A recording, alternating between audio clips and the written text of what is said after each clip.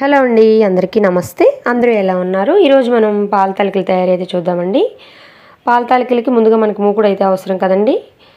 మా అత్తగారు మూకుడికే బదులుగా ఒక స్టీల్ ప్లేట్కి హోల్స్ అయితే వేయించారండి.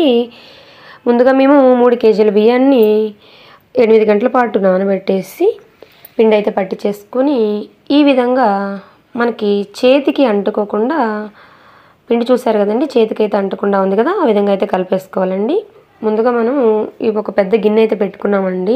ఎసరు దీంట్లో 4 లీటర్ల వాటర్ అయితే పోస్తాము. ఎందుకంటే ఈ తాలికలన్నీ ఒకదానికొకటి అంటుకోకుండా ఫ్రీగా అయితే ఉడకాలి కదండి. దానికని 4 లీటర్ల వాటర్ అయితే తీసుకొని పొయ్యి మీద పెట్టేసుకున్నాము. ఎసరు అయితే కాగుతూ ఉన్నాయండి. ఈ బెల్లాన్ని మనం ముందుగా అయితే పీచులు అవి లేకుండా శుభ్రం అయితే చేసుకోవాలండి. ముందుగానే మేము ఒక 1/2 కేజీ సగ్గుబియ్యం కూడా నానబెట్టుకున్నాము. ఇందులో ఎసురు బాగా తెల్లిన తర్వాత మనము ఈ తాలికలు అయితే వేయాలండి. ఇక పిండి కాస్త అంత తీసుకొని అయితే ఒత్తుకుంటూ ఉండాలండి. కాకపోతే ముందుగా మనం ఎసరు అయితే కాగినాయండి. ముందుగా మనం ఎసురు కాగానే మనం ఈ నానబెట్టుకున్నటువంటి సగ్గుబియ్యాన్ని అదే వాటర్తో సహా వేసేసేయాలండి. వేసి ఒకదానికొకటి అంటుకోకుండా ఎప్పటికప్పుడు మనం అయితే కలదిప్పుతూ ఉండాలండి. ఇవి కూడా ఒక మంట ఉడికిన తర్వాత మనం ఇక తాలికలు అయితే ఒత్తుకోవాలి. ముందుగా కొద్దిగా పిండి పెట్టి తాలికలు అయితే ఒత్తుకుంటూ ఉండాలండి. అయితే ఈ తాలికలు ఒత్తేటప్పుడు చాలా జాగ్రత్తగా ఉండాలండి. ఆ హోల్స్లోంచి మనకి చేతికి అయితే ఆవిరి కొడుతూ ఉంటుంది.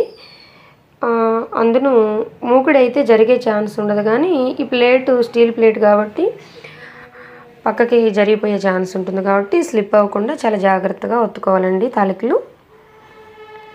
అయితే ఇవి ప్రాసెస్ అంతా కాస్త లేటే అవుతూ ఉంటుంది. మనం కొద్దిగా పిండి వేసి తాలికలు ఒత్తుకుంటూ ఉండాలి. మళ్ళీ ఎప్పటికప్పుడు ప్లేట్ అడుగున తాలికల్ని కట్ చేస్తూ ఉండాలి. ఒత్తినవి ఒత్తినట్లు కలబెట్టుకుంటూ ఉండాలండి. కదా, ఈ విధంగా ఎప్పటికప్పుడు ప్లేట్ అడుగు భాగంలో తాలికలన్నీ కట్ చేసుకుంటూ వేసినట్టు కలదిప్పుకుంటూ అయితే ఉండాలండి. కొంతమంది పిండిలో కూడా కొద్దిగా బెల్లం కూడా వేసి కలుపుతూ ఉంటారండి. అయితే తాలిక బాగా ఉడకాలి అంటే కొంచెం కొద్దిపాటి బెల్లమే వేసుకోవాలండి. తీపి ఎక్కువై ఆ తాలిక అనేది సరిగా ఉడకదండి. చూసారు కదా, ఈ విధంగా ఎప్పటికప్పుడు మనం తాలికల్ని కలదిప్పుకుంటూ ఉండాలండి. అయితే మనం ఎసట్లో సగ్గుబియ్యం వేసేటప్పుడు దాంట్లో కాసిని పచ్చిపప్పు కూడా నానబెట్టి సగ్గుబియ్యంతో పాటు అయితే వేసుకుంటారండి కొంతమంది. లేదంటే కొందరు విడిగా చప్పడిపప్పు కాంబినేషన్తో తింటూ ఉంటారు. నెయ్యి చప్పడిపప్పు దీనికి కాంబినేషన్ అండి పాల తాలికలకి. చూస్తున్నారు కదా, తాలికలన్నీ అయితే బాగానే దింపేసాము. అన్నీ ఒత్తిన తర్వాత మనకి మూకిట్లో కాస్త పిండి అయితే మిగులుతూ ఉంటుంది కదండి. ఆ మిగిలిన పిండిని ఈ విధంగా ఉండలు లేకుండా నీళ్ళల్లో కలుపుకొని అందులోనే పోసేస్తే తాలికలతో పాటు గ్రేవీ కూడా బాగా అయితే వస్తూ ఉంటుందండి. టేస్ట్ కూడా చాలా బాగుంటుంది అలా గ్రేవీగా ఉంటేను. చూస్తున్నారు కదా, ఈ విధంగా మనం తాలికలు అయితే దాదాపు ఉడికిపోయినాయండి. తాలికలు ఉడికిన తర్వాతే మనం బెల్లం అయితే దంచి వేసుకోవాలి. మేము 3 కేజీల బియ్యానికి 6 కేజీల బెల్లం అయితే తీసుకున్నామండి. ఈ విధంగా బెల్లం మొత్తం దంచేసి తాలిక పూర్తిగా ఉడికిన తర్వాత బెల్లం అయితే మొత్తం కొద్దిగా వేసుకోవాలండి, చిందిపోకుండా ఉంటుంది.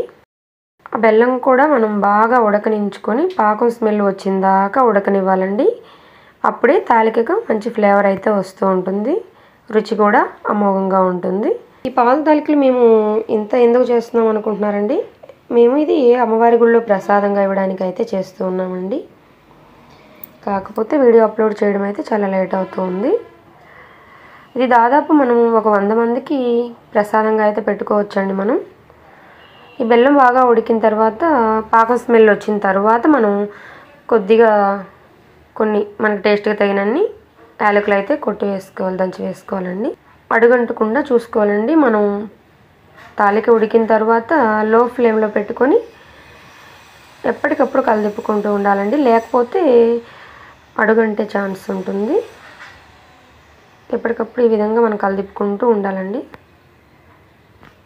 చూసారు కదండి, దాదాపు తాలికలు అయితే అయిపోయినాయి. అయితే మనం దీనికి పాలు ఎక్కువగా పోసుకోవాలండి. పాల తాలికలు అంటేనే పాలు ఎక్కువగా ఉండాలి. మనం దీనికి దాదాపు 6 లీటర్ పాలు అయితే తీసుకున్నామండి. ఆ వేడి మీద అయితే పాలు అయితే పోయకూడదండి. మనం స్టవ్ కట్టేసేసుకొని విడిగా పాలు కాసుకొని దీంట్లో అయితే కలుపుకోవాలి. పాలు ఎంత ఎక్కువ పోసుకుంటే మనకి పాల తాలికలు అనేవి అంత రుచిగా అయితే ఉంటూ ఉంటాయి. మొత్తం కంప్లీట్ అయిన తర్వాత మనం దోరగా వేయించిన జీడిపప్పు, కొంచెం కొబ్బరి ముక్కలు కలుపుకోవాలండి.